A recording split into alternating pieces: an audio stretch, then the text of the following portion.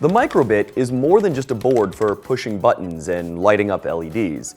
It's actually packed with a number of sensors that we can play with. It has an accelerometer for measuring motion, a compass for showing direction, temperature sensor, and the LEDs on the front can even be used for detecting light levels. On this episode, I'll show you how to read the accelerometer on the microbit to determine if the board has been shaken. Now, growing up, you might remember a toy like this. This is a Magic 8-Ball and was developed in the 1950s and still popular when I was a kid. The idea is that you would ask it a yes or no question, like, Magic 8-Ball, will I go to Mars? Shake the oversized billiard ball and turn it over. After a moment, a 20-sided die with predetermined messages in blue liquid floats to the top, showing you a response. The message is an obvious and factual prediction of your future. Aw, well, there goes that dream. While my dreams of going to Mars might be shot, I can still show you how to make an electronic version of this famous toy using the microbit. Start by using a USB cable to connect your microbit to your computer. Open a browser and head to the MakeCode.com site. Click Start Coding under the microbit. Under Input, drag the On-Shake block into the coding area. This is an event that we're looking for. Whenever we shake the microbit, the code in this block gets executed sequentially. In variables, snap the Set Item to 0 block to the inside of the On-Shake block. Click Item and choose Rename Variable. Name it something like Answer. Here we've created a variable, which is a kind of container that we can use to store numbers, characters, strings, and other objects. We gave the variable the name Answer, so whenever we use the Answer variable in the On-Shake block, we'll get whatever is inside that variable. Right now, we're storing the number 0 in Answer, but we need to change it so that we pick a random number that will be used to determine our response to the user. In Math, drag a Pick Random 0 to 4 so that it snaps into place with the Set Answer to block, replacing the 0.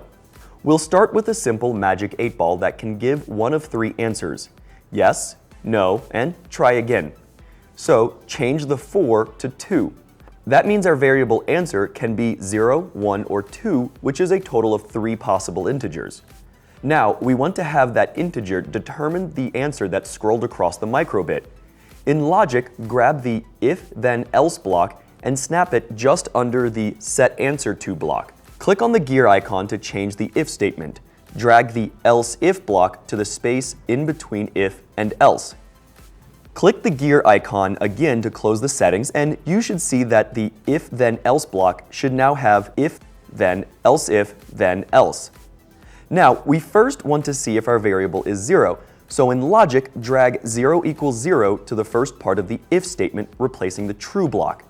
We want to compare our variable answer to 0, so in Variables, grab answer and snap it into the equality statement, replacing the first 0. This says that if whatever is an answer is equal to 0, then we want to execute the code in the Then section. We'll have 0 mean yes, so grab Show String in Basic and snap it into the Then section. Click in the Hello string and type yes. Now, drag another equality test block from Logic to the Else If conditional section. Drag Answer from Variables to the first 0 in our new equality test and change the second 0 to 1. Now, if the value in Answer is not 0, we see if it's 1. If it is 1, we execute the code in the second Then section. We'll let 1 be no, so drag another Show String block to the second Then section. Change the string to no. If our variable is not 0 or 1, then it can only be 2 as set by our random number generator. So we don't need to test if it is 2, we can just have the microbit give our try again response if answer is not 0 or 1. Drag Show String from Basic to the Else portion and change the string to try again. That's it for coding. You should see a Shake button on the simulator. Try pressing it and you should see one of our messages scroll across the screen. In case you're wondering how to save your projects, there are a few ways to do that. The first is simply renaming it at the bottom of the page. I'll call mine 8-Ball. Now, if you click the Projects button, you can see that your project is saved under 8-Ball. We can start a new project, open Projects again, and click on 8-Ball to recall our previous Magic 8-Ball project. Note that these are stored locally on your computer and associated with your browser. So if you move to a different computer or use another browser, your project won't be there.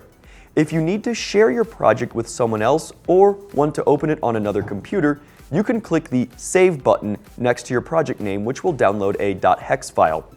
Here's a little secret. It's the same .hex file as if you've pressed the download button. You can then send that .hex file to someone over email, Dropbox, Google Drive, Thumb Drive, or whatever other methods you might use to transfer files. Now, let's say your friend wants to open your project. They can go to makecode.com and start editing a microbit project. They click on Projects and select Import File. Choose File and browse to find the .hex file. When they select Go Ahead, a copy of the Magic 8-Ball project will appear in their editor. Now, let's say you want to share your epic project with the world. You could create a website and host your .hex file, or you can click the Share button and select Publish Project. This creates a nifty little page for your project. If I copy and paste this address into my browser, I can see a public-facing web page that shows off my code, a simulator, and a download button for anyone who wants to run the code on their microbit. People can also click Edit to copy the project into their own editor so they can play with it and modify the code. Don't worry, your original project won't be affected. But let's go ahead and download the .hex file. Open a File Explorer and copy it over to your microbit drive. To make my project more portable, I can unplug the USB cable and plug in a battery pack with 2 AAA or AA batteries. Now, when I shake the board, I get a highly accurate prediction of the future. Will I go to Mars? I like this future much better, so I think I'll stick to my electronic Magic 8-Ball from now on. If you want a challenge, try adding more responses to your list of messages. In fact, see if you can get the original 20 messages from the Magic 8-Ball inside your microbit. Good luck and have fun.